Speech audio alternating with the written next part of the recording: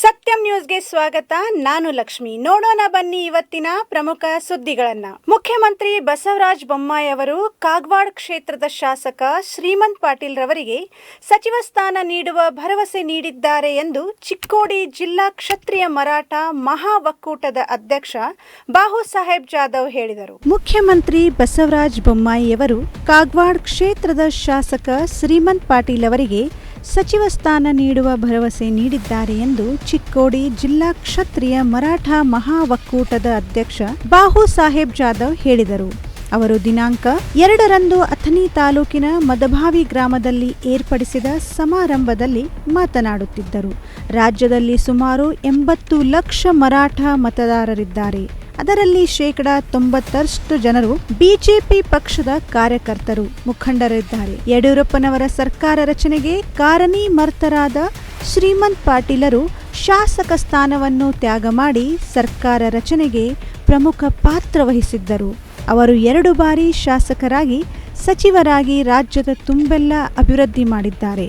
ಅವರಿಗೆ ಸಚಿವ ಸ್ಥಾನ ನೀಡಲೇಬೇಕೆಂದು ಇತ್ತೀಚೆಗೆ ಕರ್ನಾಟಕ ರಾಜ್ಯ ಕ್ಷತ್ರಿಯ ಮರಾಠ ಮಹಾ ಒಕ್ಕೂಟದ ರಾಜ್ಯಾಧ್ಯಕ್ಷರ ಶ್ಯಾಮ್ ಸುಂದರ್ ಗಾಯಕ್ವಾಡ್ ನೇತೃತ್ವದಲ್ಲಿ ಪದಾಧಿಕಾರಿಗಳಾದ ವಿಠ್ಠಲ್ ರಾವ್ ವಾಗ್ಮೋಡೆ, ವಿನೀತ್ ಕುಮಾರ್ ಜಗದಾಪ್, ವಿಶ್ವನಾಥ್ ಮಂಗಲ ಕಸ್ಲಿಕರ್, ಸುಮಿತ್ರಾ ಉಗಳೆ, ಬಾಬಾ ಸಾಹೇಬ್ ಪಾಟೀಲ್, ಅಣ್ಣಾ ಸಾಹೇಬ್ ಪವಾರ್, ಬಿಆರ್ ಯಾದವ್ ಸೇರಿದಂತೆ ಅನೇಕ ನಾಯಕತ್ವದಲ್ಲಿ ನಿಯೋಗವೊಂದನ್ನು ವೈದು ಮುಖ್ಯಮಂತ್ರಿಗಳಿಗೆ ಒತ್ತಾಯಿಸಿದ್ದಾಗ ಅವರು ಶ್ರೀಮಂತ್ ಪಾಟೀಲರಿಗೆ 1 ತಿಂಗಳೊಳಗಾಗಿ ಸಚಿವ ಸ್ಥಾನ ನೀಡುವುದಾಗಿ ಭರವಸೆ ನೀಡಿದ್ದಾರೆ ಎಂದು ಚಿಕ್ಕೋಡಿ ಜಿಲ್ಲಾ ಕ್ಷತ್ರಿಯ ಮರಾಠ ಸಮಾಜದ ಅಧ್ಯಕ್ಷ ಬಾಹು ಸಾಹೇಬ್ ಜಾಧವ್ ಹೇಳಿದರು.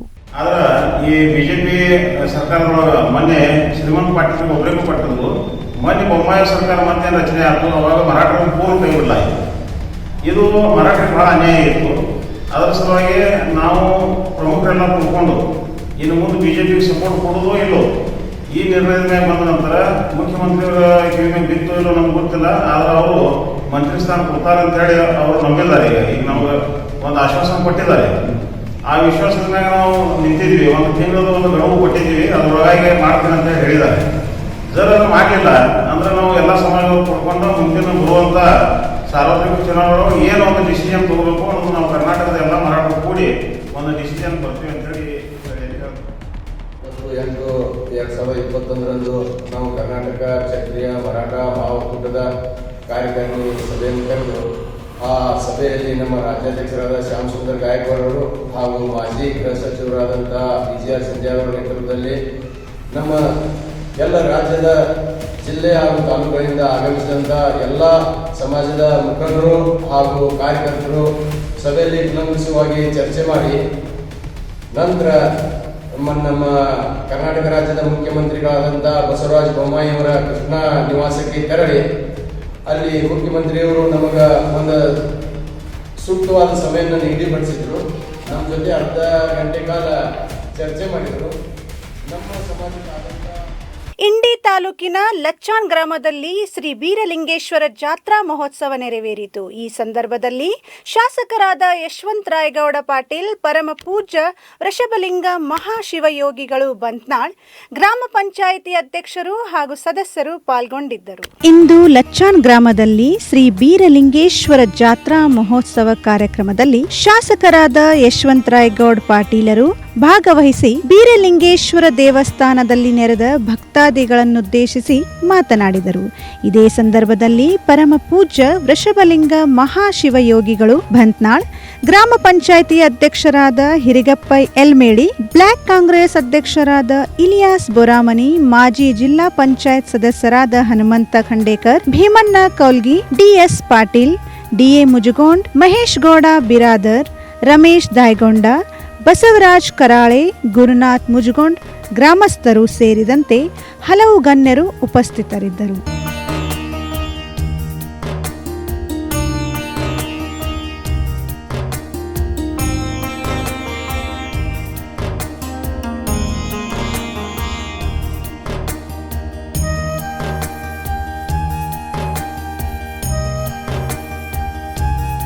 ರಾಯಬಾಗ್ ತಾಲೂಕಿನ ಹುಬ್ಬರವಾಡಿ ಗ್ರಾಮದಲ್ಲಿ ಶ್ರೀಕೃಷ್ಣ ಜನ್ಮಾಷ್ಟಮಿಯನ್ನು ಗ್ರಾಮಸ್ಥರೆಲ್ಲರೂ ಸೇರಿ ಕುಂಭಮೇಳ ವಾದ್ಯದೊಂದಿಗೆ ಗ್ರಾಮದ ಬೀದಿ ಬೀದಿಗಳಲ್ಲಿ ಭಗವಾನ್ ಶ್ರೀಕೃಷ್ಣ ಪರಮಾತ್ಮನ ಭಾವಚಿತ್ರದ ಭವ್ಯ ಮೆರವಣಿಗೆ ಏರ್ಪಡಿಸಿ ಚಿಂತಾಮಣಿಯಿಂದ ಆಚರಿಸಿದರು. ರಾಯಬಾಗ್ ತಾಲೂಕಿನ ಉಬ್ಬರವಾಡಿ ಗ್ರಾಮದಲ್ಲಿ ಪ್ರತಿ ವರ್ಷದಂತೆ ಈ ವರ್ಷವೂ ಅದ್ಧೂರಿಯಾಗಿ ಶ್ರೀಕೃಷ್ಣ ಜನ್ಮಾಷ್ಟಮಿ ಹಾಗೂ ಕುಂಭಮೇಳದೊಂದಿಗೆ ಭಗವಾನ್ ಶ್ರೀಕೃಷ್ಣ ಪರಮಾತ್ಮನ ಭವ್ಯ ಮೆರವಣಿಗೆ ಮಾಡಲಾಯಿತು.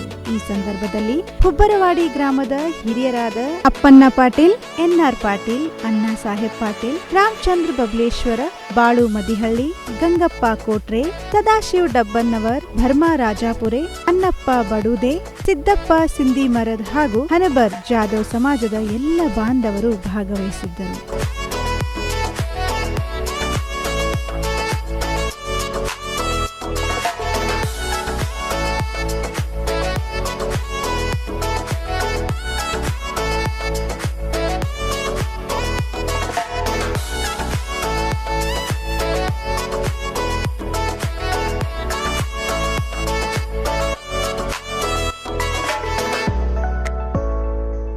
ಕೃಷ್ಣಾ ನದಿಯಲ್ಲಿ ಮೀನುಗಾರನ ಬಲೆಗೆ ಬಿತ್ತು ಬೃಹತ್ಕಾರದ ಮೀನು.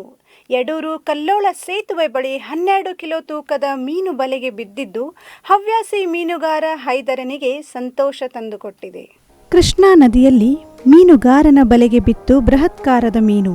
ಕೃಷ್ಣಾ ನದಿ ನೀರಿನಲ್ಲಿ ಸದ್ಯ ಇಳಿಕೆ ಕಂಡ ಹಿನ್ನೆಲೆಯಲ್ಲಿ 12 ಕಿಲೋ ತೂಕದ ಬೃಹತ್ ಗಾತ್ರದ ಮೀನು ಮೀನುಗಾರರಿಗೆ ಸಿಕ್ಕಿದೆ. ಬೆಳಗಾವಿ ಜಿಲ್ಲೆಯ ಚಿಕ್ಕೋಡಿ ತಾಲೂಕಿನ ಯಡೂರ್ ಕಲ್ಲೋಳಿ ಸೇತುವೆ ಬಳಿ 12 ಕಿಲೋ ತೂಕದ ಮೀನು ಬಲೆಗೆ ಬಿದ್ದಿದೆ. ಬೋರ್ಗಾಂವ್ ಪಟ್ಟಣದ ಹೈದರ್ ಎಂಬುವರಿಗೆ ಈ ಮೀನು ಸಿಕ್ಕಿದೆ. ಇಷ್ಟೊಂದು ದೊಡ್ಡ ಗಾತ್ರದ ಮೀನು ಸಿಕ್ಕಿರುವುದಕ್ಕೆ ಹವ್ಯಾಸಿ ಮೀನುಗಾರ ಹೈದರ್ ಸಂತಸ ವ್ಯಕ್ತಪಡಿಸಿದ್ದಾರೆ.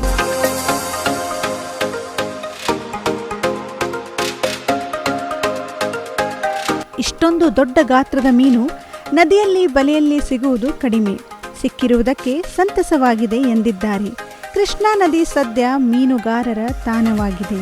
ಕೃಷ್ಣಾ ನದಿಯಲ್ಲಿ ಸದ್ಯ ಬೃಹತ್ಕಾರದ ಮೀನುಗಳು ಸಿಗುತ್ತಿರುವ ಕಾರಣ ನದಿ ತೀರದಲ್ಲಿ ಜನ ಮೀನು ಹಿಡಿಯಲು ಹೆಚ್ಚಿನ ಪ್ರಮಾಣದಲ್ಲಿ ಆಗಮಿಸಿರುತ್ತಾರೆ. 2-3 ಗಂಟೆಗಳ ಪ್ರಯತ್ನದ ಬಳಿಕ ಈ ಬೃಹತ್ ಮೀನು ಸಿಕ್ಕಿದೆ ಎಂದು ಸಂತೋಷ ವ್ಯಕ್ತಪಡಿಸಿದ್ದಾರೆ. ಹುಕ್ಕೇರಿ ತಾಲೂಕಿನ ಹಂಚಿನಾಳ್ ಗ್ರಾಮದ ಬಸವ ಬಳಗದ ಯುವಕರು ಸ್ವಚ್ಛತಾ ಅಭಿಯಾನಕ್ಕೆ ಚಾಲನೆ ನೀಡಿದರು. ಗ್ರಾಮದ ಸ್ವಚ್ಛತೆಯಿಂದ ಸದೃಢ ಸಮಾಜ ನಿರ್ಮಾಣ ಸಾಧ್ಯ. ಯುವಕರೆಲ್ಲರೂ ಸೇರಿ ತಮ್ಮ ತಮ್ಮ ಗ್ರಾಮಗಳನ್ನು ಸ್ವಚ್ಛವಾಗಿಟ್ಟುಕೊಳ್ಳಿ, ಸದೃಢ ಸಮಾಜವನ್ನು ನಿರ್ಮಿಸಿ ಎಂದು ಕರೆ ಕೊಟ್ಟರು. ಹುಕ್ಕೇರಿ ತಾಲೂಕಿನ ಹಂಚಿನಾಳ್ ಗ್ರಾಮದ ಬಸವ ದಳದ ಯುವಕರು ಶ್ರಾವಣ ಸೋಮವಾರದಿಂದ ಪ್ರಾರಂಭಿಸಿದ ಸ್ವಚ್ಛತಾ ಅಭಿಯಾನದಲ್ಲಿ ಪಾಲ್ಗೊಂಡು ಮಾತನಾಡಿದರು.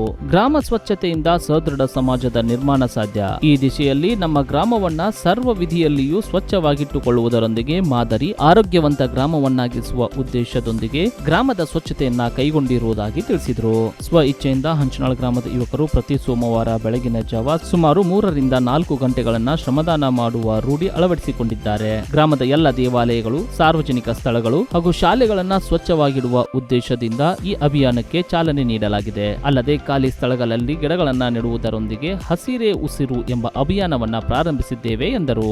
ಸರ್, ಈಗ ಹಂಚಿನಾಳ್ ಗ್ರಾಮದೊಳಗೆ ದೇವಸ್ಥಾನಗಳನ್ನು ಸ್ವಚ್ಛ ಮಾಡುವಂಥ ಅಭಿಯಾನ ತಾವು ಹಮ್ಮಿಕೊಂಡಿದ್ದೀರಿ. ಇದು ಉದ್ದೇಶ, ಆಮೇಲೆ ಇದು ನಿಮಗೆ ಐಡಿಯಾ ಹೆಂಗೆ ಬರ್ತರಿ ಸರ್? ಗ್ರಾಮದ ಸ್ವಚ್ಛತೆಯನ್ನು ಕಾಪಾಡಬೇಕು ಅನ್ನೋದು ಮೊದಲು ದೃಷ್ಟಿ ಐತೆ ನಮಗೆ. ಅದರ ಸಲುವಾಗಿ ನಮ್ಮ ಬಸವ ಯುವಕರ ಬಳಗದಿಂದ ಸಂಘಟನೆ ಮಾಡಿ ಪ್ರತಿ ಈ ಶ್ರಾವಣ ಸೋಮವಾರದಿಂದ ನಾವು ಈ ಸ್ವಚ್ಛತೆ ಕಾರ್ಯಕ್ರಮ ಮಾಡ್ತಾ ಇದ್ದೀವಿ. ಇದಕ್ಕೆ ನಮ್ಮ ಯುವಕರು ಕೂಡ ಸಹಕರಿಸಿದ್ದಾರೆ. ಇದರಿಂದ ನಮ್ಮ ಗ್ರಾಮ, ಈ ದೇವಸ್ಥಾನಗಳು ಎಲ್ಲ ಸ್ವಚ್ಛತೆಯನ್ನು ಎಲ್ಲ ಯುವಕರು ಸರಿಪಡಿಸ್ತಿದ್ದಾರೆ. ಇದರಿಂದ ಮತ್ತು ಗಿಡಗಳನ್ನು ಹಚ್ಚುವುದು ಮತ್ತು ಸ್ವಚ್ಛತೆ ಕಾರ್ಯಕ್ರಮ ಮತ್ತು ಸೋಮವಾರದಿಂದ ಎಲ್ಲ ಸ್ವಚ್ಛತೆ, ಪ್ರತಿ ಸೋಮವಾರದಿಂದ ಸ್ವಚ್ಛತೆ ಕಾರ್ಯಕ್ರಮಗಳು ಮಾಡ್ತಾ ಇದ್ದೀವಿ. ಇದರಿಂದ ಊರಲ್ಲಿ ಜನರು ಕೂಡ ನಮ್ಮ ಬಗ್ಗೆ ಅಭಿಪ್ರಾಯ ಚಲೋ ಒಂದು ಇದನ್ನು ಮೂಡಿಸ್ತಿದ್ದಾರೆ. ಈಗ ಯುವಕರು ನಮಗೆ ಎಲ್ಲ ಸಪೋರ್ಟ್ ಮಾಡ್ತಾ ಇದ್ದಾರೆ. ಗ್ರಾಮ ಸ್ವಚ್ಛ ಕಾಣ್ತಾ ಇದೆ. ಮತ್ತು ನಾವು ಈ ಗುಡಿಯ ಸುತ್ತಮುತ್ತ ಎಲ್ಲ ದೇವಸ್ಥಾನ, ಶಾಲೆಗಳನ್ನು ಗಿಡಗಳು ನೆಡುವುದು ಮತ್ತು ಸ್ವಚ್ಛತೆ ಕಾರ್ಯಕ್ರಮ ಮಾಡ್ತಾ ಇದ್ದೀವಿ. ಇದು ಪರಿಸರ ಕಾಳಜಿ ಮತ್ತು ಮುಂದಿನ ದೃಷ್ಟಿಯಿಂದ ಗ್ರಾಮಗಳು, ದೇವಸ್ಥಾನಗಳನ್ನು ಸ್ವಚ್ಛತೆ ಕಾಪಾಡಬೇಕು ಅನ್ನೋದ ದೃಷ್ಟಿ ನಮ್ಮದು ನಿರಂತರ ಇರುತ್ತದೆ. ಇದನ್ನು ಸರ್, ಈ ಅಭಿಯಾನ ಇನ್ನು ಎಷ್ಟು ದಿವಸ ನೀವು ಮುಂದೆ ತಗೊಂಡು ಹೋಗ್ತೀರಿ? ಆಮೇಲೆ ಇದಕ್ಕೆ ಜನರಿಂದ ಏನು ರೆಸ್ಪಾನ್ಸ್ ಇದೆ? ನಮ್ಮ ಯುವಕರು, ಜನರು ಎಲ್ಲರೂ ಈಗ ಇದರಿಂದ ಭಾಳ ಇದನ್ನು ಪ್ರಭಾವಿತ ಆಗಿರ್ತಾರೆ. ಅವರು ಇನ್ನು ಮುಂದೆ ಕೂಡ ಪ್ರತಿ ರವಿವಾರ ಎಲ್ಲ ಗ್ರಾಮ ಗುಡಿಗಳನ್ನೆಲ್ಲ ಸ್ವಚ್ಛತೆಯಿಂದ ನಡೆಸ್ಕೊಂಡು ಹೋಗ್ಬೇಕಂತ ಒಂದು ಶಕ್ತಿ, ಒಂದು ಹೆಜ್ಜೆಯನ್ನು ಇಟ್ಟಿರ್ತಾ ಇದ್ದೀವಿ. ಓಕೆ. ಇದರಿಂದ ಈ ಒಂದು ನಿಮ್ಮ ಅಭಿಯಾನಕ್ಕೆ ಗ್ರಾಮ ಪಂಚಾಯತ್ ಅವ್ರು ಏನಾದರೂ ಹೆಲ್ಪ್ ಮಾಡ್ತಾ ಇದ್ದಾರೆ? ಯಾವುದೇ ರೀತಿಯಾದ ಹೆಲ್ಪ್ ಮಾಡ್ತಾ ಇಲ್ಲ ಮತ್ತು ಸಲಕರಣೆ ಸಹ ಕೊಡ್ತಾ ಇಲ್ಲ. ಇನ್ನು ಮುಂದೆ ಅವ್ರ ಕಡೆ ನಾವು ರಿಕ್ವೆಸ್ಟ್ ಮಾಡ್ಕೋಬೇಕಂತ ಅನ್ಕೊಂಡಿದ್ದೀವಿ. Okay, thank you. ಗ್ರಾಮದಲ್ಲಿ ಕಳೆದ 1 ತಿಂಗಳಿನಿಂದ ಪ್ರಾರಂಭವಾದ ಸ್ವಚ್ಛತಾ ಅಭಿಯಾನಕ್ಕೆ ಗ್ರಾಮಸ್ಥರಿಂದ ಉತ್ತಮ ಪ್ರತಿಕ್ರಿಯೆ ಬರುತ್ತಿದೆ. ಈ ಶ್ರಮದಾನದಿಂದ ಗ್ರಾಮದ ಶ್ರೀ ಬಸವೇಶ್ವರ ದೇವಸ್ಥಾನ ಸಂಪೂರ್ಣ ಚಿತ್ರಣವೇ ಬದಲಾಗಿದೆ. ದೇವಸ್ಥಾನದ ಮುಂಭಾಗದಲ್ಲಿ ಹಸಿರೇ ಉಸಿರು ಅಭಿಯಾನದಡಿಯಲ್ಲಿ ಗಿಡಗಳನ್ನ ನೆಡಲಾಗಿದೆ. ಪ್ರತಿ ಗ್ರಾಮದಲ್ಲಿ ಇಂತಹ ಕಾರ್ಯ ಅಗತ್ಯವಾಗಿದ್ದು, ಇಂತಹ ಸಾಮಾಜಿಕ ಕಾರ್ಯಗಳಿಗೆ ಸ್ಥಳೀಯ ಗ್ರಾಮ ಪಂಚಾಯಿತಿಯವರು ಯುವಕರಿಗೆ ಅಗತ್ಯ ಸಲಕರಣೆ ಮತ್ತು ವಿವಿಧ ಜಾತಿಯ ಗಿಡಗಳನ್ನು ನೀಡುವುದರೊಂದಿಗೆ ಪ್ರೋತ್ಸಾಹಿಸಬೇಕಿದೆ. ದೇವಸ್ಥಾನದ ಆವರಣದಲ್ಲಿ ಭಕ್ತರಿಗೆ, ವೃದ್ಧರಿಗೆ ಕೂಡಲು ಆಸನದ ವ್ಯವಸ್ಥೆ ಮಾಡಬೇಕಾದ ಕಾರ್ಯ ಸ್ಥಳೀಯ ಗ್ರಾಮ ಪಂಚಾಯತದಿಂದ ಕೈಗೊಳ್ಳಬೇಕಿದೆ. ಈ ಅಭಿಯಾನದಲ್ಲಿ ಸಂಜು ಗುಂದಿ, ರಾಹುಲ್ ಬಡಕುಂದ್ರಿ, ಸಚಿನ್ ಚೌಗಲ, ಕಾಡಪ್ಪ ಬಡಕುಂದ್ರಿ, ನಿರಂಜನ್ ಬಡಕುಂದ್ರಿ, ಶಿವರಾಜ್ ಬಡಕುಂದ್ರಿ, ಶಿವಾನಂದ್ ಗುಂದಿ, ಪರಶುರಾಮ್ ಕುರ್ನಿ, ಶ್ರೀಶೈಲ್ ನೇರ್ಲಿ, ಮಲ್ಲಪ್ಪ ಚೌಗಲ, ಭೀಮಸೇನ್ ಛತ್ರಿ, ರಮೇಶ್ ಕಳಂದಗಿ ಸೇರಿದಂತೆ ಹಲವಾರು ಯುವಕರು ಈ ಅಭಿಯಾನದಲ್ಲಿ ಶ್ರಮದಾನ ಮಾಡುತ್ತಿದ್ದಾರೆ. ಬಹುದಿನಗಳಿಂದ ಗ್ರಾಮದಲ್ಲಿ ಯುವಕರೆಲ್ಲರೂ ಕೂಡಿ ಸ್ವಚ್ಛತಾ ಅಭಿಯಾನವನ್ನ ಪ್ರಾರಂಭಿಸುವ ಉದ್ದೇಶವಿತ್ತು. ಈ ಉದ್ದೇಶ ಶ್ರಾವಣ ಮಾಸದಲ್ಲಿ ಕೈಗೂಡಿದೆ ಎಂದು ಸಂಜು ಗುಂದಿ ಅವರು ಹೇಳಿದರು. ಅಭಿಯಾನವನ್ನ ಶ್ರಾವಣ ಮಾಸದಿಂದನ ಯಾಕೆ ಪ್ರಾರಂಭ ಮಾಡಿದ್ರಿ ಮತ್ತು ಇದಕ್ಕೆ ಪೂರ್ವ ಯೋಜನೆ ಇತ್ತೇನು ನಿಮ್ಗೆ ಈ ಅಭಿಯಾನ ಮಾಡಬೇಕಾದ್ರೆ? ಸರ್, ನಮ್ದು ಭಾಳ ದಿವಸದಿಂದ ಯೋಜನೆ ನಡೆದೈತ್ರಿ. ಬಟ್ ಟೈಮ್ ಕೊಡಿ ಬಂದಿರಲಿಲ್ಲ. ಹಿಂದೂಗಳ ಪವಿತ್ರ ಮಾಸವಾದ ಶ್ರಾವಣ ತಿಂಗಳೊಳಗೆ ಸ್ಟಾರ್ಟ್ ಮಾಡ್ಬೇಕಂತ ಒಂದು ಆಸೆನ ಇಟ್ಕೊಂಡ ಸ್ವಚ್ಛತೆಯನ್ನು ಮುಂದಿಟ್ಕೊಂಡು ಎಲ್ಲರೂ ಕೂಡಿ ಬಸವ ಯೋಜನೆ ಮಾಡ್ತೀವಿ ಸರ್. ಆಮೇಲೆ ಇದನ್ನು ನಾವು ಹೆಂಗೆ ನಿರಂತರವಾಗಿ ಪ್ರತಿ ಸೋಮವಾರ ಮುಂದುವರಿಸೋ ಅಂತ ಹೇಳಕ್ಕೆ ಇಷ್ಟಪಡ್ತೀವಿ.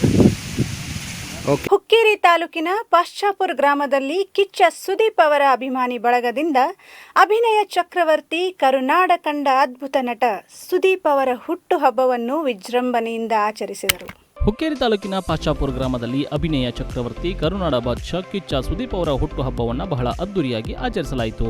ಕಿಚ್ಚ ಸುದೀಪ್ ಅವರ ದೊಡ್ಡ ಕಟೌಟ್ ನಿಲ್ಲಿಸಿ ಅಭಿಮಾನಿಗಳು ತಮ್ಮ ನೆಚ್ಚಿನ ನಟನ ಅಭಿಮಾನ ಮೆರೆದರು. ಹುಟ್ಟುಹಬ್ಬದ ವಿಶೇಷವಾಗಿ ಜೋಡು ಕುದುರೆ ಷರತ್ತನ್ನ ಹಮ್ಮಿಕೊಂಡಿದ್ದರು. ವಿಜೇತ ಕುದುರೆಗಳ ಮಾಲೀಕರಿಗೆ ಬಹುಮಾನಗಳನ್ನ ನೀಡಲಾಯಿತು. ಕಿಚ್ಚ ಸುದೀಪ್ ಅಭಿಮಾನಿ ಬಳಗ ಪಾಶ್ಚಾಪುರದ ಸದಸ್ಯರಾದ ಲೋಹಿತ್ ಅಡಿಮನಿ, ಸಂತೋಷ್ ಕಾಂದ್ರೆ, ಸುಭಾಷ್ ನಿಪ್ನಾಳ್, ಶಂಕರ್ ಬಸ್ನಾಯಿಕ್, ಬಾಳು ಗಸ್ತಿ, ಶಿವಾನಂದ್ ಕಾಂದ್ರೆ ಹಾಗೂ ಉಳಿದೆಲ್ಲ ಸದಸ್ಯರು ಕಾರ್ಯಕ್ರಮವನ್ನ ಯಶಸ್ವಿಗೊಳಿಸಿದರು. ಹಾಗೂ ಸಂಜೆ ಸಿಹಿ ಕತ್ತರಿಸಿ ಹಂಚುವ ಮೂಲಕ ಬಿಗ್ ಬಾಸ್ ಹುಟ್ಟುಹಬ್ಬವನ್ನ ಸಂಭ್ರಮದಿಂದ ಆಚರಿಸಿದರು.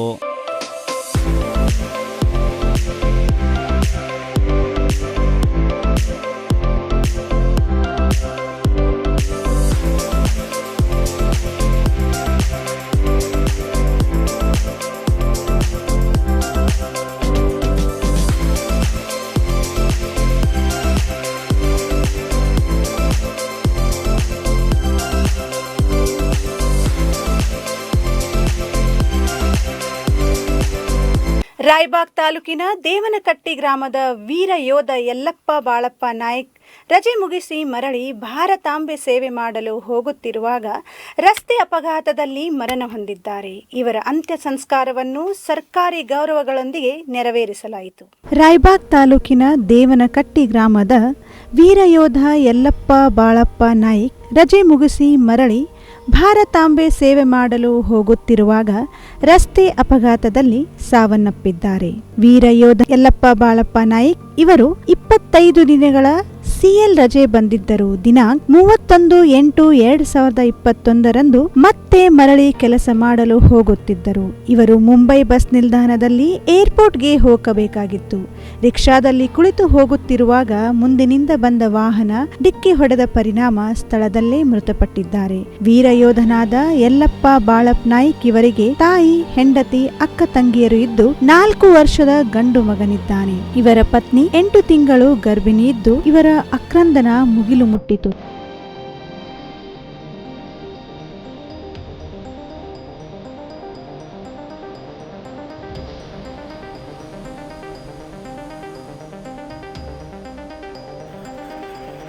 ಹಾಗೂ ರಾಯಬಾಗ್ ತಾಲೂಕ್ ಸೈನಿಕ ಕ್ಷೇಮಾಭಿವೃದ್ಧಿ ಸಂಘದ ವತಿಯಿಂದ ಹಾಗೂ ಹಾಲಿ ಮತ್ತು ಮಾಜಿ ಸೈನಿಕರ ರಾಯಬಾಗ್ ತಹಶೀಲ್ದಾರ್ ಮತ್ತು PSI ರಾಯಬಾಗ್ ಶಿಕ್ಷಣ ಅಧಿಕಾರಿಗಳು ಮತ್ತು ಊರಿನ ನಾಗರಿಕರು ಇವರ ಅಂತ್ಯ ಸಂಸ್ಕಾರದಲ್ಲಿ ಭಾಗಿಯಾಗಿದ್ದರು.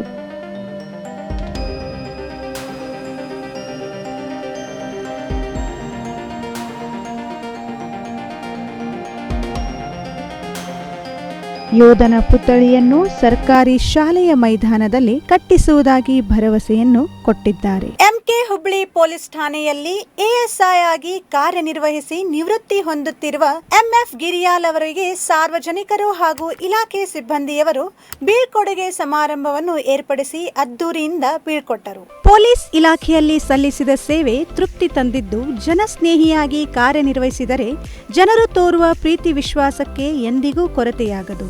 ನಿವೃತ್ತಿಯಾಗುತ್ತಿರುವ ನನಗೆ ಇಲ್ಲಿನ ಜನರು ಸತ್ಕಾರದ ಮೂಲಕ ತೋರುತ್ತಿರುವ ಅಭಿಮಾನ, ಪ್ರೀತಿ ಎಂದಿಗೂ ಮರೆಯಲಾರೆನು ಎಂದು ಎಎಸ್ಐ ಎಫ್ಎಂ ಗಿರಿಯಾಲ್ ಹೇಳಿದರು.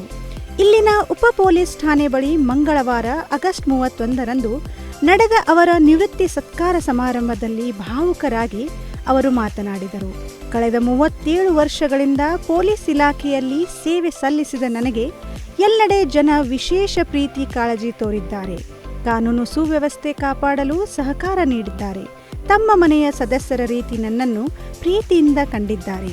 ಇವರೆಲ್ಲ ಪ್ರೀತಿಗೆ ನಾನು ಸದಾ ಚಿರಋಣಿ ಎಂದರು. ತಮ್ಮ ಇಲಾಖೆ ಹಿರಿಯ ಅಧಿಕಾರಿಗಳು, ಸಿಬ್ಬಂದಿ ವರ್ಗದವರು ಸಹ ಉತ್ತಮ ಸಹಕಾರ ನೀಡಿದ್ದಾರೆಂದು ಸ್ಮರಿಸಿದರು. ಈ ವೇಳೆ ನಿವೃತ್ತಿಯಾಗುತ್ತಿರುವ ಎಎಸ್ಐ ಎಫ್ಎಂ ಗಿರಿಯಾಲ್ ಅವರ ಕುರಿತು ಅನಿಸಿಕೆ ವ್ಯಕ್ತಪಡಿಸಿ ಪಟ್ಟಣದ ಗುರು ಹಿರಿಯರು ಮತ್ತು ಅಭಿಮಾನಿಗಳು ಎಫ್ಎಂ ಗಿರಿಯಾಲ್ ಅವರ ಸೇವೆ ಎಂದಿಗೂ ಮರೆಯದಂಥದ್ದು. ಜನಸ್ನೇಹಿ ಪೊಲೀಸ್ ಅಧಿಕಾರಿಯಾಗಿ ಜನರಿಗೆ ಶಾಂತ ರೀತಿಯಲ್ಲಿ ತಿಳುವಳಿಕೆ ನೀಡಿ ಕಾನೂನು ಸುವ್ಯವಸ್ಥೆ ಕಾಪಾಡುವ ಜೊತೆಗೆ ಜನರ ಪ್ರೀತಿ ವಿಶ್ವಾಸ ಗಳಿಸಿದ್ದಾರೆ. ಇಂತಹ ಅಧಿಕಾರಿ ನಮಗೆ ಸಿಕ್ಕಿದ್ದು ಪುಣ್ಯ ಎಂದು ಮೆಚ್ಚುಗೆ ವ್ಯಕ್ತಪಡಿಸಿದರು. ಅಭಿಮಾನಿಗಳು, ಸ್ಥಳೀಯ ಗುರು ಹಿರಿಯರು, ವಿವಿಧ ಪಕ್ಷಗಳ ಮುಖಂಡರು, ಪಟ್ಟಣ ಸೇರಿ ಸುತ್ತಮುತ್ತಲಿನ ನೂರಾರು ಜನರು ಆಗಮಿಸಿ ತಮ್ಮ ಪ್ರೀತಿಯ ಪೊಲೀಸ್ ಅಧಿಕಾರಿ ಎಫ್ಎಂ ಗಿರಿಯಾಲಿ ಅವರಿಗೆ ಸನ್ಮಾನಿಸಿ ನಿವೃತ್ತಿ ಜೀವನವು ಸುಖಕರವಾಗಲೆಂದು ಹಾರೈಸಿದರು. ಅಲ್ಲ, ನೀವು ಈಗ ಇವ ಸೇವಾ ನಿವೃತ್ತಿ ಹೊಂದಾಕತ್ತಿರಲ್ಲ. ನೀವು ಆಗಸ್ಟ್ 31 ನೀವು ಎಂ ಕೆ ಹುಬ್ಳಿ ಉಪ ಠಾಣೆಯೊಳಗೆ ಈಗಾಗಲೇ ಎಎಸ್ಐ ಕರ್ತವ್ಯ ನಿರ್ವಹಿಸ್ತೀರಿ ಕಿತ್ತೂರು ಠಾಣೆ ವ್ಯಾಪ್ತಿಯೊಳಗೆ. ತಮ್ಗೆ ಏನು ಅನ್ನಿಸ್ತೈತಿ ಇವ ಸೇವಾ ನಿವೃತ್ತಿ ಬಗ್ಗೆ? 2014ರಿಂದ ಇಲ್ಲಿ ಎಎಸ್ಐ ಅಂತ ಕೆಲಸ ಮಾಡ್ತೇನೆ. ನಾನು ಜನರೊಂದಿಗೆ ಹೊಂದಾಣಿಕೆ ಮಾಡ್ಕೊಂಡು ಅವರು ನಮ್ಮ ಜೊತೆ ಹೊಂದಾಣಿಕೆ ಮಾಡ್ಕೊಂಡು ಒಳ್ಳೆ ಡ್ಯೂಟಿಯನ್ನು ಇಲ್ಲಿ ಮಾಡಿದ್ದೇನೆ. ಅಂದ್ರೆ ನಿಮ್ಮ ಪೊಲೀಸ್ ಇಲಾಖೆ ಕರ್ತವ್ಯ ಜೊತೆಗೆ ಜನಸ್ನೇಹಿಯಾಗಿ ಕೆಲಸ ಮಾಡಿದ್ರು. ಅದರಂತೆ ನಮ್ಮ ಮೇಲಾಧಿಕಾರಿಗಳು DSP ಸಾಹೇಬರಾಗಲಿ, CPS ಅವರಾಗಲಿ, PS ಸಾಹೇಬರಾಗಲಿ ನಮಗೆ ಅದೇ ಮೆಚ್ಚುಗೆ ಇಲ್ಲಿ ಒಪ್ಪಿಯಲ್ಲಿ ಸಾಕು ಮೆಚ್ಚುಗೆ ಕೊಡ್ತಾರೆ. ಒಳ್ಳೆ ಸಹಕಾರ. ಹಾಂ, ಅದರಿಂದ ಜನರು ಇಲ್ಲಿ ನಮಗೇನು ಅಂಥದ್ದೇನು ಹೇಳಿದ ಮಾತನ್ನ ತಿಳ್ಕೊಂತ ಒಳ್ಳೆ ರೀತಿಯಿಂದ ಇರ್ತಾರೆ. ನಾವು ಅಷ್ಟ ಜನಸ್ನೇಹಿಯಾಗಿ ನಾವು ಡ್ಯೂಟಿಯನ್ನು ಮಾಡಿದ್ದೀವಿ. ಅಲ್ಲ, 8 ವರ್ಷ ನೀವು ಪೊಲೀಸ್ ಇಲಾಖೆ ಒಳಗೆ ಸೇವೆ ಸಲ್ಲಿಸಿದ್ರಿ. 37 ವರ್ಷ ಸರ್ವಿಸ್ ಎಲ್ಲ ನಾವು ಇದೇ ರೀತಿ ಜನಸ್ನೇಹಿ ಅಂತ ಮಾಡಿದ್ರಿ. ಅಲ್ಲ, ಇವತ್ತು ನೀವು ಇಲ್ಲಿ ನೂರಾರು ಜನ ನೀವು ಅಭಿಮಾನಿಗಳು ಬಂದಾರ, ತಮ್ಮ ಸತ್ಕಾರ ಮಾಡಿದ್ರು. ಎಲ್ಲರೂ ನಿಮ್ಮನ್ನ ಇಲ್ರಿ ಬಿಡ್ಕೊಡಕತ್ತೀವಿ, ನಮ್ಗೆ ಬೇಜಾರಾಗತ್ತಿ, ನೀವು ಬಿಟ್ಟು ಹೋಗ, ಇಲ್ಲಿಂದ ನಿಮ್ಮ ನಿವೃತ್ತಿ ಆಗೋಣ ಅಂತಾರೆ. ಅದ್ರ ಬಗ್ಗೆ ತಾವು ಏನೇನು ಹೇಳ್ತೀರಿ? ಜನರುಗಳಿಂದ ನಾವು ಬೇರೆ ಇದ್ದು ಹಾಂ, ಅದಕ್ಕೆ ಅವ್ರಿಗೆ ನಿಮ್ಗೀಗ ನಿಮ್ಮ ಅಭಿಮಾನಿಗಳೇನು ಜನ ಬಂದ್ರಲ್ಲ, ಸ್ಥಳೀಯರು, ಮುಖಂಡರು, ಆಮೇಲೆ ಸ್ಥಳೀಯವಾಗಿ ಏನದಲ್ಲ ಊರು ಜನರೆಲ್ಲ ಬಂದು ತಮ್ಮ ಸತ್ಕಾರ ಮಾಡಿದ್ರು, ಅವ್ರು ಏನು ಹೇಳಕ್ಕೆ ಇಷ್ಟಪಡ್ತೀರಿ? ಈಗ ಅದಕ್ಕೆ ಇದು ನಮಗೆ ಸಾಕ್ಷಿ ಇದೆ, ಇದು ನಮ್ಗೆ ಜನಸ್ನೇಹಿ ಅನ್ನೋದು ಇದು ನಮ್ಗೆ ಸಾಕ್ಷಿ. ಹಾಂ, ನಮ್ಗೆ ಈಗ ಮುಂದೆ ನಮ್ಗೆ ಹೇಳಲಿಕ್ಕೆ ಅಲ್ಲ, ಮುಂದಿನ ಸಿಬ್ಬಂದಿಗಳಿಗೆ ಇದೇ ರೀತಿ ಸಹಕಾರ ಮುಂದೆ ಹೋಗ್ಲಿ ಅಂತ ಹೇಳಿ ಹಾಂ ಎಲ್ಲರಿಗೂ ಕಿತ್ತೂರು ವಿಧಾನಸಭಾ ಮತಕ್ಷೇತ್ರದ ಶಾಸಕರಾದ ಶ್ರೀ ಮಾಂತೇಶ್ ದೊಡ್ಡಗೌಡರವರು ಗುರುವಾರದಂದು 48ನೆಯ ಹುಟ್ಟುಹಬ್ಬವನ್ನು ಸರಳವಾಗಿ ಆಚರಿಸಿಕೊಂಡಿದ್ದು, ಹುಟ್ಟುಹಬ್ಬಕ್ಕೆ ಶುಭಾಶಯವನ್ನು ಕೋರಿರುವ ಕಿತ್ತೂರು ಮತಕ್ಷೇತ್ರದ ಜನತೆಗೂ, ಅಭಿಮಾನಿಗಳಿಗೂ ಹಾಗೂ ಸಮಸ್ತ ಕನ್ನಡ ನಾಡಿನ ಜನತೆಗೂ ಸತ್ಯಂ ವಾಹಿನಿಯ ಮೂಲಕ ಅಭಿನಂದನೆಗಳನ್ನು ಸಲ್ಲಿಸಿದರು. ಕಿತ್ತೂರು ತಾಲೂಕಿನ ಶಾಸಕರಾದ ಮಹಾಂತೇಶ್ ದೊಡ್ಡಗೌಡರ್ ನಿನ್ನೆಯ ದಿನ ತಮ್ಮ ಹುಟ್ಟುಹಬ್ಬವನ್ನು ಸರಳ ರೀತಿಯಾಗಿ ಆಚರಿಸಿದರು. ಕೋವಿಡ್ ನಿಯಮ ಪಾಲನೆ ಮಾಡುವ ಸಲುವಾಗಿ ತುಂಬಾನೇ ಸರಳವಾಗಿ ಆಚರಣೆ ಮಾಡಲಾಯಿತು. ಅವರ ಮನೆ ದೇವತೆಯಾದ ಶ್ರೀ ದಾನಮ್ಮ ದೇವಿಗೆ ಪೂಜೆ ಸಲ್ಲಿಸಿದರು. ತನ್ನ ಹುಟ್ಟುಹಬ್ಬದ ಶುಭಾಶಯ ತಿಳಿಸಿದ ರಾಜ್ಯದ ಮುಖ್ಯಮಂತ್ರಿಗಳಿಗೆ ಹಾಗೂ ಸಚಿವರಿಗೆ, ಕಿತ್ತೂರು ನಾಡಿನ ಸಮಸ್ತ ಜನತೆಗೆ ಹಾಗೂ ನನ್ನ ಅಭಿಮಾನ ಬಳಗಕ್ಕೆ ಸದಾ ಚಿರಋಣಿ ಎಂದು ತಿಳಿಸಿದರು. ಶುಭಾಶಯ ಕೋರಿದ ಎಲ್ಲ ಜನತೆಗೆ ಅಭಿನಂದನೆಗಳು ಎಂದು ಸತ್ಯಂ ವಾಹಿನಿಯ ಮುಖಾಂತರ ತಿಳಿಸಿದರು. ವಿಧಾನಸಭಾ ಕ್ಷೇತ್ರದಲ್ಲಿ ಬಹಳ ಪ್ರೀತಿ ಅಭಿಮಾನದಿಂದ ಪಕ್ಷದ ಆಶೀರ್ವಾದ, ಪಕ್ಷದ ಪ್ರಮುಖರು ಮತ್ತು ಪಕ್ಷದ ಕಾರ್ಯಕರ್ತರು, ಯುವ ಸಂಘಟನೆ, ತಾಯಂದಿರು, ಜೊತೆಗೆ ಸ್ನೇಹಿತರ ಬಳಗ ಮತ್ತು ಸಹಕಾರಿ ಸಂಘಗಳ ಎಲ್ಲ ಪದಾಧಿಕಾರಿಗಳು ಮತ್ತು ಇರ್ತಕ್ಕಂಥ ಸಿಬ್ಬಂದಿ ವರ್ಗ, ನನ್ನ ಜೊತೆಗೆ ಇರ್ತಕ್ಕಂಥ ಸಂಘ ಸಂಸ್ಥೆಗಳೆಲ್ಲ ಜನಪ್ರತಿನಿಧಿಗಳ ಜೊತೆಗೆ ಸಿಬ್ಬಂದಿ ವರ್ಗ, ರಾಜ್ಯ ಮತ್ತು ದೇಶದ ಜಿಲ್ಲೆಯ ನಾಯಕರ ಆಶೀರ್ವಾದದಿಂದ ಕಳೆದ 3 ವರ್ಷಗಳ ಈ ಭಾಗದ ಜನಸೇವಕನಾಗಿ ಕೆಲಸ ಮಾಡಬೇಕಂತಂದಲ್ಲಿ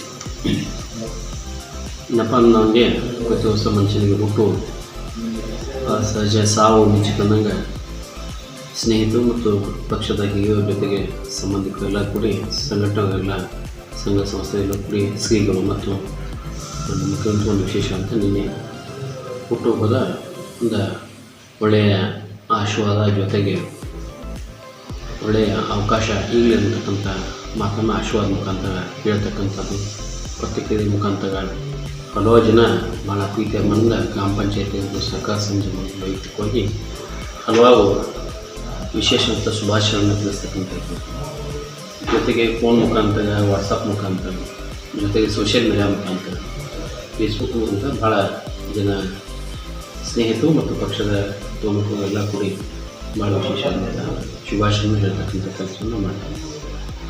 ಈ ಒಂದು ಸಂದರ್ಭದಲ್ಲಿ ಕಳೆದ 2-3 ಸಲ ಯೂಟ್ಯೂಬ್ ನಿಮಿತ್ತವಾಗಿ ನಾವು ಆರೋಗ್ಯದ ಒಂದು ಹೆಲ್ತ್ ಕ್ಯಾಂಪನ್ನು ಮಾಡ್ತೀವಿ. ಕಳೆದ 2 ವರ್ಷದಿಂದ ಒಂದು ಕಡೆ ಫ್ಲಡ್ ಮತ್ತೊಂದು ಕೊರೋನಾ ಬಂದ ಸಂದರ್ಭದಲ್ಲಿ 2-3 ವರ್ಷ ನಮಗೆ ಮಾಡಲಿಕ್ಕೆ ಆಗಲಿಲ್ಲ. ಅದು ಬರ್ತಕ್ಕಂಥ ಮುಂದಿನ ಸಲ ಆ ಒಂದು ಕಾರ್ಯಕ್ರಮ ಹಮ್ಮಿಕೊಳ್ಬೇಕಂದ್ರೆ ಕೋವಿಡ್ ಸಂದರ್ಭದಲ್ಲಿ ಆ ಕಾರ್ಯಕ್ರಮ ಹಮ್ಮಿಕೊಳ್ಬೇಕಂದ್ರೆ ಮುಂದಿನ ದಿನಮಾನದಲ್ಲಿ ಆ ವಿಶೇಷವಂತ ಒಂದು ಕಾರ್ಯಕ್ರಮ ಮಾಡಿ ಅದಕ್ಕೆ ಆರೋಗ್ಯ ಸಂಬಂಧಪಟ್ಟಂಥ ವಿಶೇಷವಂತ ಒಂದು ಕಾಳಜಿಯನ್ನು ತೋರಿಸ್ತಕ್ಕಂಥ ಕಾರ್ಯಕ್ರಮ ರಕ್ತ ಶಿಬಿರ ಜ್ಞಾನ ಸಹಿತ ಮಾಡ್ತಾಯಿದ್ವಿ. ಮುಂದಿನ ಸಲ ಮಾಡ್ತಕ್ಕಂಥ ಕೆಲಸ. ಚಿಕ್ಕೋಡಿ ತಾಲೂಕಿನ ಇಂಗ್ಳಿ ಮತ್ತು ಕಲ್ಲೋಳ ಗ್ರಾಮದಲ್ಲಿನ ಪ್ರವಾಹ ಪೀಡಿತ ಕುಟುಂಬಗಳಿಗೆ ಆಹಾರ ಧಾನ್ಯ ಮತ್ತು ಗೃಹ ಉಪಯೋಗಿ ವಸ್ತುಗಳನ್ನು ಬೆಂಗಳೂರಿನ ಏಷ್ಯನ್ ಏಡ್ ಸಂಸ್ಥೆಯ ಜಿಲ್ಲಾ ಸಂಚಾಲಕರು ವಿತರಿಸಿದರು. ಸಂಕಷ್ಟದಲ್ಲಿ ಸಿಲುಕಿಕೊಂಡಿರುವ ಪ್ರತಿಯೊಬ್ಬ ಮಾನವನಿಗೆ ಮತ್ತು ಆತನ ಕುಟುಂಬಕ್ಕೆ ಸ್ಪಂದಿಸುವುದು ನಿಜವಾದ ಮಾನವ ಧರ್ಮ. ಅದಕ್ಕಾಗಿ ಸಾಮಾಜಿಕ ಸಂಸ್ಥೆಗಳು ಸಂಕಷ್ಟದಲ್ಲಿ ಸಿಲುಕಿಕೊಂಡಿರುವ ಪ್ರತಿಯೊಬ್ಬ ಮಾನವ ಮತ್ತು ಆತನ ಕುಟುಂಬಕ್ಕೆ ಧೈರ್ಯ ತುಂಬುವಂತೆ ಆಗುತ್ತದೆ ಎಂದು ಬೆಂಗಳೂರಿನ ಏಷ್ಯನ್ ಏಡ್ ಸಂಸ್ಥೆಯ ಬೆಳಗಾವಿ ಜಿಲ್ಲಾ ಸಂಚಾಲಕರಾದ ನಾಮದೇವ್ ಹಿರೇಕೊಡೆ ಪ್ರತಿಪಾದಿಸಿದರು. ಅವರು ಚಿಕ್ಕೋಡಿ ತಾಲೂಕಿನ ಇಂಗಳಿ ಮತ್ತು ಕಲ್ಲೋಳ ಗ್ರಾಮದಲ್ಲಿ ಪ್ರವಾಹ ಪೀಡಿತ ಜನರಿಗೆ ಮತ್ತು ಕೊರೋನಾ ಅಲೆಯಲ್ಲಿ ಉದ್ಯೋಗ ಅವಕಾಶ ಕಳೆದುಕೊಂಡ ಕುಟುಂಬಗಳಿಗೆ ಆಹಾರ ಧಾನ್ಯ ಹಾಗೂ ಗೃಹೋಪಯೋಗಿ ವಸ್ತು ಕಿಟ್ ವಿತರಿಸಿ ನಾಮದೇವ್ ಹಿರೇಕೊಡಿ ಮಾತನಾಡುತ್ತಿದ್ದರು. ಹಾಗೂ ಮಾಧ್ಯಮ ಮಿತ್ರರಿಗೂ ಕೂಡ ಏಷ್ಯನ್ ಏಡ್ ಸಂಸ್ಥೆ ವತಿಯಿಂದ ತುಂಬ ಹೃದಯದ ಸ್ವಾಗತವನ್ನು ಕೊಡ್ತಾ ಈಗ ಒಂದು ನಮ್ಮ ಸಂಸ್ಥೆಯ ಕಿರು ಪರಿಚಯ ನಿಮ್ಮೊಂದು ಇದ್ದೀವಿ. ನೀವು ಎಲ್ಲರೂ ಯಾಕೆ ನಾವು ಜಾಸ್ತಿ ಮಾತಾಡೋದು ಕೇಳಂಗೆಲ್ಲ ಭಾಳ ಐತಿ ಮಾತಾಡ್ಬೇಕು ಅನ್ನೋದು. ಬಟ್ ಕೇಳೋ ತಾಳ್ಮೆ ಸಹನೆ ನಿಮ್ಮದಿಲ್ಲ. ಯಾವಾಗ ಕೊಟ್ಟಾರೋ ಯಾವಾಗ ತೊಗೊಂಡು ಹೋಗ್ಬೇಕು ಅಂತ ಹೇಳಿದ್ರೆ ನಿಮ್ಮ ನೋವು ನನಗೆ ಅರ್ಥ ಆಗ್ತೈತಿ. ಆದ್ರೆ ಸಂಸ್ಥೆ ಕಂಪ್ನಿ ಗೊತ್ತಾಗ್ತೈತಿ. ಕಂಪ್ನಿ ಪ್ರಾಡಕ್ಟ್ಗಳನ್ನು ಹೊರ ಹಾಕ್ತೈತಿ. ಸಂಸ್ಥೆ ಸೇವೆ ಮಾಡ್ತೈತಿ, ಜನ ಸೇವೆ. ಅದಕ್ಕಾಗಿ ಕಂಪ್ನಿಯವ್ರು ಏನಕ್ಕೆ ಹೋಗ್ಬೇಡ್ರಿ, ಸಂಸ್ಥೆ ಸ್ವಯಂ ಸೇವಾ ಸಂಸ್ಥೆ ಇದು ಸುಮಾರು 40 ವರ್ಷಗಳಿಂದ ಭಾರತ ದೇಶದಲ್ಲಿ ನಾವು ಕೆಲಸ ಮಾಡ್ತೀವಿ. ಪ್ರತಿ ರಾಜ್ಯದಲ್ಲೂ ಕೂಡ ನಮ್ಮ ಕೃಷ್ಣಾ ನದಿ ಪ್ರವಾಹಕ್ಕೆ ಹಲವಾರು ಕುಟುಂಬಗಳು ತಮ್ಮ ದಿನಬಳಕೆ ವಸ್ತುಗಳನ್ನು ಕಳೆದುಕೊಂಡು ಬೀದಿ ಪಾಲಾಗಿದ್ದಾರೆ. ಅದೇ ಪ್ರಕಾರ ವಾಸಿಸುವ ಮನೆಗಳನ್ನು ಕಳೆದುಕೊಂಡಿದ್ದಾರೆ. ಇಂಥ ಸಂಕಷ್ಟದಲ್ಲಿ ಸಿಲುಕಿರುವ ಜನರಿಗೆ ಸಹಕಾರ ನೀಡಿ ಅವರಿಗೆ ಧೈರ್ಯ ತುಂಬುವ ಕೆಲಸ ಸಾಮಾಜಿಕ ಸಂಸ್ಥೆಗಳು ಮಾಡಬೇಕು ಎಂದು ಪ್ರತಿಪಾದಿಸಿದ್ದಾರೆ. ಈ ವೇಳೆ ರಾಘವೇಂದ್ರ ಲಂಬುಗೋಳ್, ಮುಖೇಶ್ ಲಂಬುಗೋಳ್, ಮಹೇಶ್ ಸಿಂಗೆ, ಉದಯ್ ಶಿರ್ಹಟ್ಟಿ, ಬೆಂಗಳೂರಿನ ಏಷ್ಯನ್ ಏಡ್ ಸಂಸ್ಥೆಯ ಶ್ರೀಮತಿ ನಂದಿನಿ ರಾಘವ್, ರಂಜಿತ್ ಲಲಿತಾ ಹಾಗೂ ಇನ್ನುಳಿದ ಗಣ್ಯ ನಾಗರಿಕರು ಹಾಗೂ ಸಂಸ್ಥೆಯ ಕಾರ್ಯಕರ್ತರು ಹಾಜರಿದ್ದರು.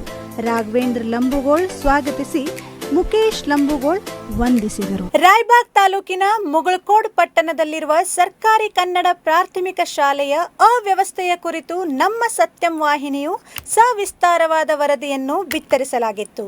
ಇದನ್ನು ಗಮನಿಸಿ ಅಮ್ಮ ಫೌಂಡೇಶನ್ ಹಾಗೂ ಗುಂಜ ಸಂಸ್ಥೆಯ ಸಂಯುಕ್ತ ಆಶ್ರಯದಲ್ಲಿ ಶಾಲಾ ಆವರಣ ಸ್ವಚ್ಛತೆ, ಶಾಲಾ ಕೊಠಡಿಗಳಿಗೆ ಬಣ್ಣ ಬಳಿಯುವ ಕಾರ್ಯವನ್ನು ಪ್ರಾರಂಭಿಸಿದ್ದಾರೆ. ಈ ಸಂಸ್ಥೆಗಳ ಕಾರ್ಯಗಳನ್ನು ಮೆಚ್ಚಿರುವ ಸಾರ್ವಜನಿಕರು ಸಂತೋಷವನ್ನು ವ್ಯಕ್ತಪಡಿಸಿದ್ದಾರೆ. ಮುಗಳಕೋಡ್ ಪಟ್ಟಣದ ಸರ್ಕಾರಿ ಗಂಡು ಮಕ್ಕಳ ಹಿರಿಯ ಪ್ರಾಥಮಿಕ ಶಾಲೆಯ ಎಸ್ಟಿಎಂಸಿ ಸಮಿತಿ ರಚನೆ ಹಾಗೂ ಶಾಲೆಯ ಕುರಿತು ಸತ್ಯಂ ವಾಹಿನಿಯು ಸವಿಸ್ತಾರವಾದ ವರದಿಯನ್ನು ಪ್ರಸಾರ ಮಾಡಿದ ಹಿನ್ನೆಲೆಯಲ್ಲಿ ಅಮ್ಮ ಫೌಂಡೇಶನ್ ಹಾಗೂ ಗೂಂಜ್ ಸಂಸ್ಥೆಯ ಸಂಯುಕ್ತಾಶ್ರಯದಲ್ಲಿ ಶಾಲಾ ಆವರಣದ ಸ್ವಚ್ಛತಾ ಕಾರ್ಯಕ್ರಮಕ್ಕೆ ಹಾಗೂ ಶಾಲಾ ಕೊಠಡಿಗಳಿಗೆ ಬಣ್ಣ ಬಳಿಯುವ ಕೆಲಸವಾಗಿರುವುದು ಶ್ಲಾಘನೀಯ.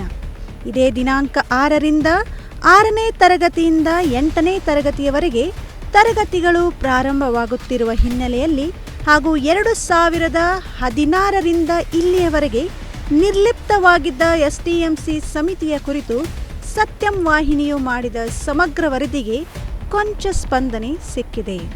ಆದರೂ ಕೂಡ ರಾಯಬಾಗ್ ಸಾರ್ವಜನಿಕ ಶಿಕ್ಷಣ ಇಲಾಖೆ ಹಾಗೂ ಕ್ಷೇತ್ರ ಶಿಕ್ಷಣಾಧಿಕಾರಿಗಳು ಇಲ್ಲಿಯ ಎಲ್ಲ ಮೂಲಭೂತ ಸೌಕರ್ಯಗಳ ಕುರಿತು ವಿಶೇಷ ಗಮನ ಹರಿಸಿ ಕಾರ್ಯಪ್ರವೃತ್ತರಾಗಬೇಕು ಎನ್ನುವುದು ನಮ್ಮ ಆಶಯವಾಗಿದೆ.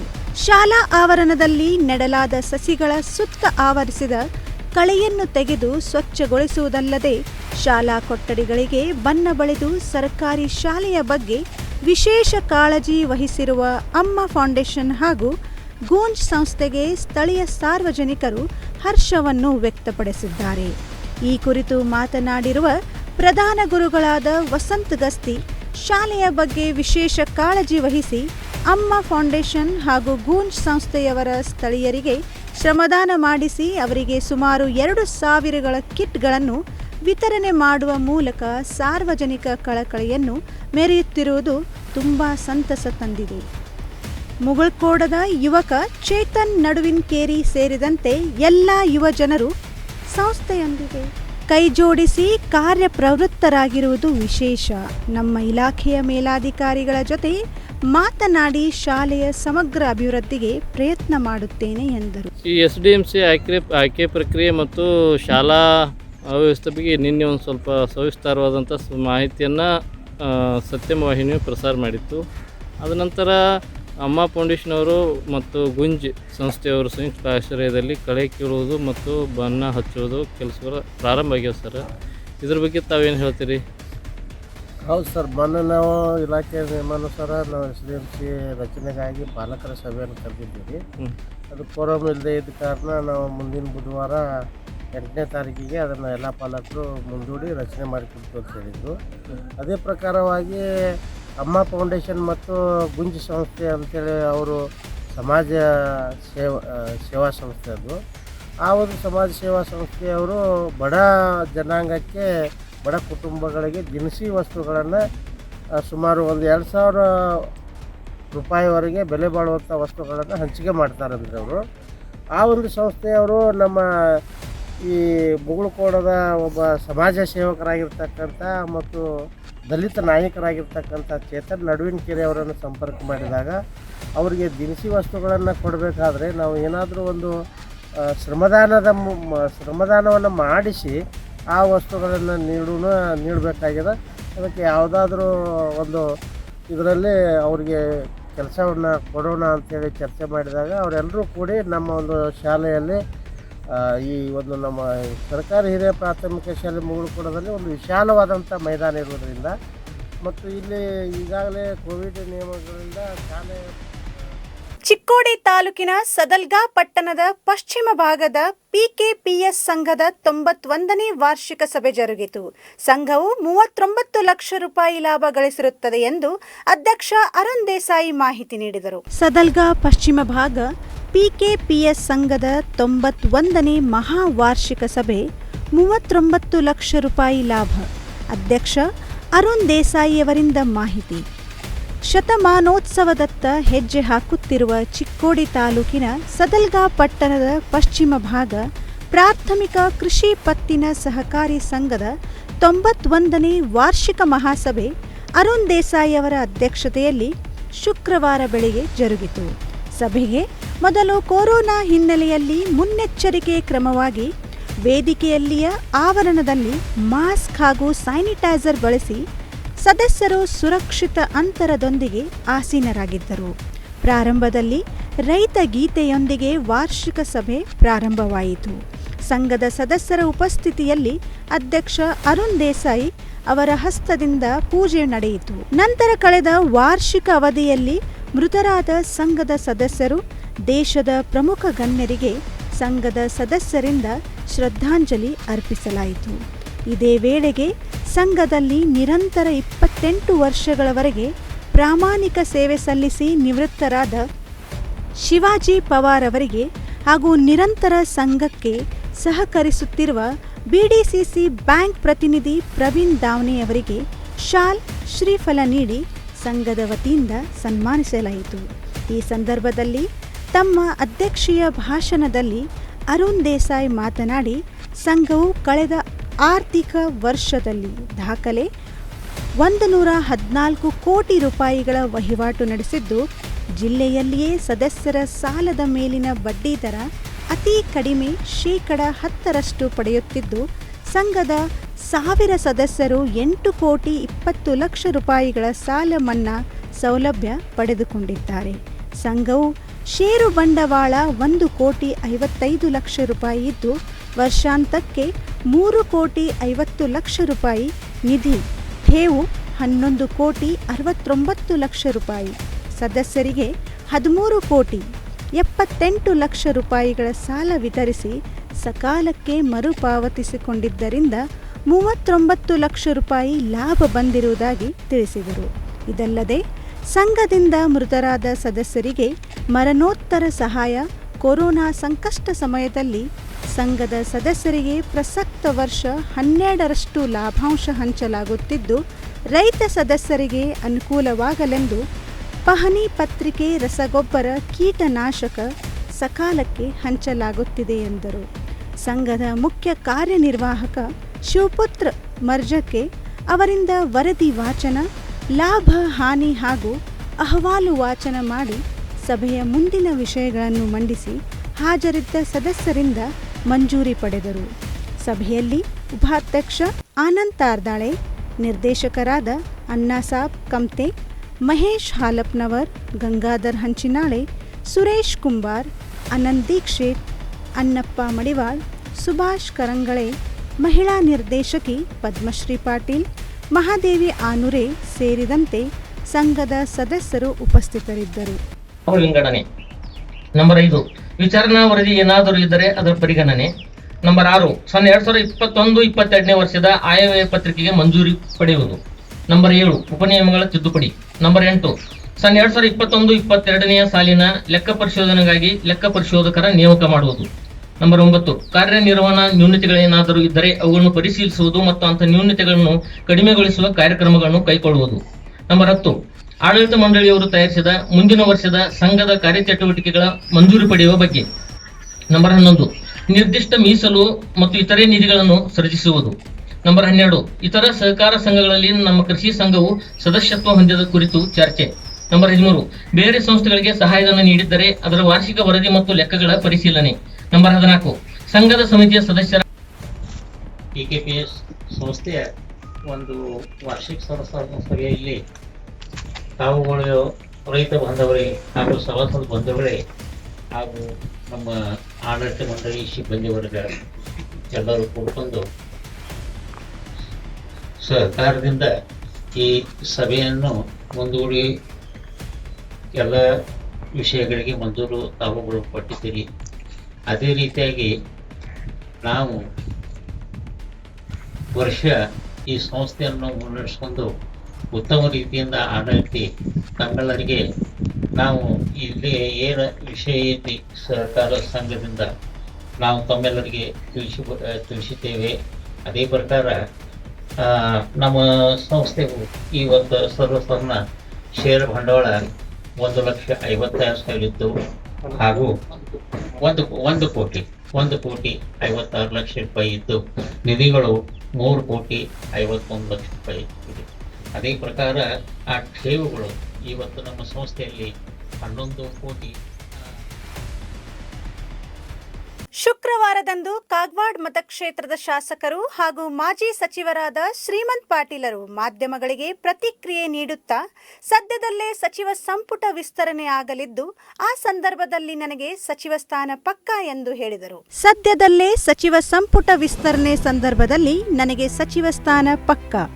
ಇಷ್ಟರಲ್ಲೇ ಸಚಿವ ಸಂಪುಟದ ವಿಸ್ತರಣೆ ಸುಳಿವು ಬಿಟ್ಟ ಕಾಗವಾಡ ಶಾಸಕ ಶ್ರೀಮಂತ್ ಪಾಟೀಲ್ ಮಾಧ್ಯಮಗಳಿಗೆ ಪ್ರತಿಕ್ರಿಯೆ. ಕೆಂಪವಾಡ ಶಾಸಕ ಕಚೇರಿಯಲ್ಲಿ ಮಾಧ್ಯಮಗಳಿಗೆ ಮಾಹಿತಿ. ಸಿಎಂ ಬೊಮ್ಮಾಯಿ ಸರ್ಕಾರದಲ್ಲಿ ನನಗೆ ಯಾವುದೇ ಮಾಹಿತಿ ಇಲ್ಲ.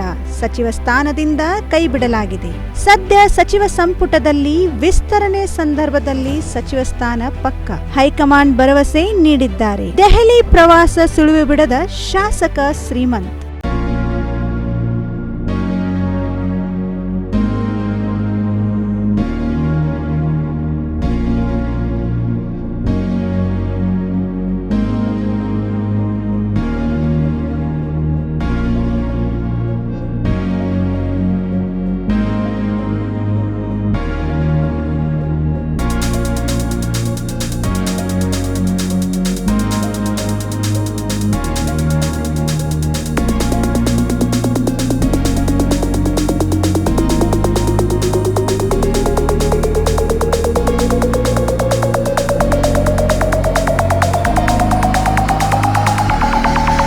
ಶಾಸಕ ರಮೇಶ್ ಜಾರಕಿಹೊಳಿ ಅವರಿಗೆ ಸದ್ಯದಲ್ಲೇ ಸಚಿವ ಸ್ಥಾನ. ಇದೇ 7ರಂದು ಸಿಎಂ ಬಸವರಾಜ್ ದೆಹಲಿ ಪ್ರವಾಸ. ಇತ್ತ ಸಿಎಂ ದೆಹಲಿ ಪ್ರವಾಸ ಕೈಗೊಂಡ ಹಿನ್ನೆಲೆಯಲ್ಲಿ ಸಚಿವ ಆಕಾಂಕ್ಷಿಗಳು ಸಚಿವ ಸ್ಥಾನದ ಇಂಗಿತ. ಇವೆಷ್ಟು ಇವತ್ತಿನ ಪ್ರಮುಖ ಸುದ್ದಿಗಳು. ನಿರಂತರ ಸುದ್ದಿಗಾಗಿ ನೋಡ್ತಾ ಇರಿ ಸತ್ಯಂ ಟಿವಿ ಕನ್ನಡ, ನಮ್ಮ ನಡೆ ಸತ್ಯದ ಕಡೆ.